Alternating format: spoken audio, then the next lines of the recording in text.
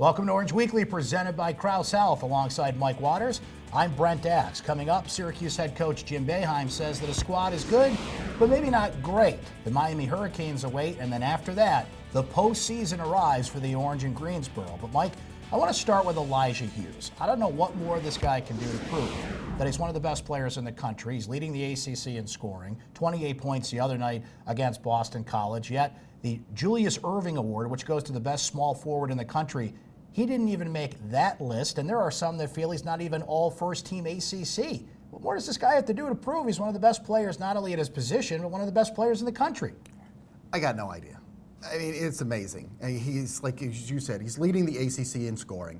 It's not like he's playing on the last place team in the conference. Right. Syracuse is currently in 5th place in the ACC. So while it's not a great year by Syracuse standards, it's not a terrible year either. He's leading the league in scoring. He's leading Syracuse in assists. He's averaging 5 rebounds a game. He's added so much to his game from last year to this year. You could argue he's the most improved player in the ACC.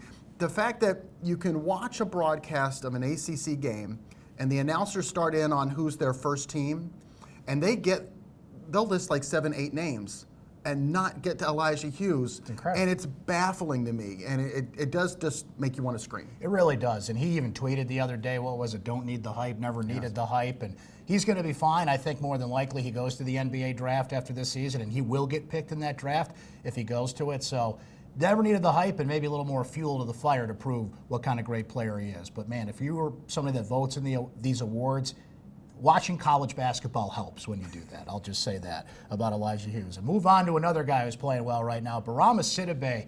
3 straight games, Mike, where he almost had a double-double. He was only a point away from having 3 straight double-doubles. Now, when you talk to the coaches and his teammates, they say he's just playing with confidence. He's moving better. I know Barama said in postgame that he's not thinking about getting into foul trouble anymore. Is it just that simple, Mike? He's playing the game and not using his head?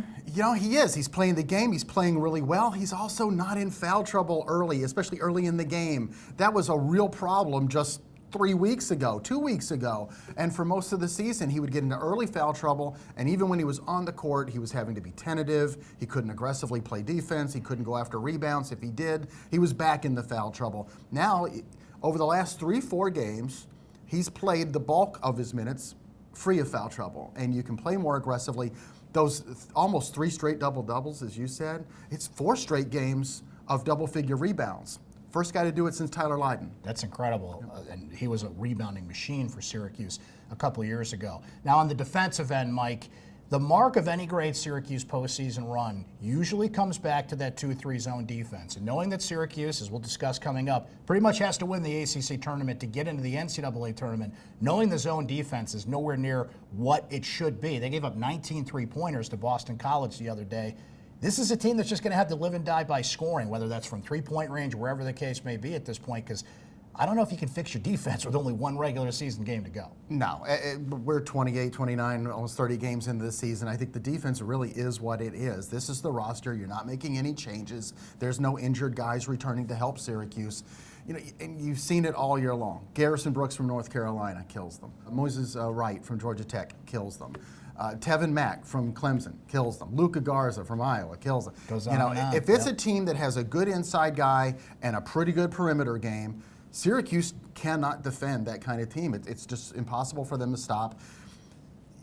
I don't have an answer. Miami is up next for the Orange. It's the last regular season game in the ACC, and then it's on to Greensboro for the tournament. But first, let's hear from Syracuse head coach Jim Boeheim. It's time for Syracuse Soundbites. These guys have gotten everything out of themselves, I think, that we could ask for them this year. And, you know, we're just not quite good enough, bottom line.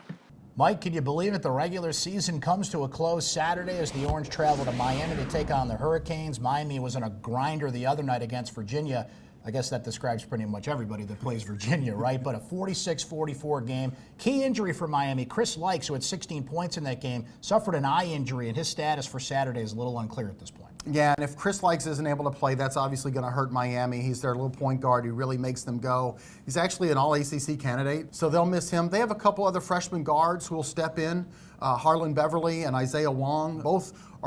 They're bigger than Chris Likes, but they're long, lanky. They actually might help Miami defensively, and that's been something that Miami's been short on all year long. They're not a very good defensive team. So after Miami, it's the ACC tournament, Mike. I think we're all in agreement here. Syracuse has got to win that tournament to get the automatic bid if they want to go to the NCAA tournament. We mentioned the defense has not been what Syracuse needs it to be. I think the other thing they're going to need if they're going to make a deep run in Greensboro, they've got to shoot better at the three-point line. You're not going to win 3-4 games in a row unless that gets going, and that means Joe Girard's got to get going, and pretty much everybody that needs to get going has to be on their game to win in Greensboro and win the thing in Greensboro. Yeah, the big three of Elijah, Buddy, and Joe, they need to shoot a much better percentage from three, find good open looks. We've talked about that.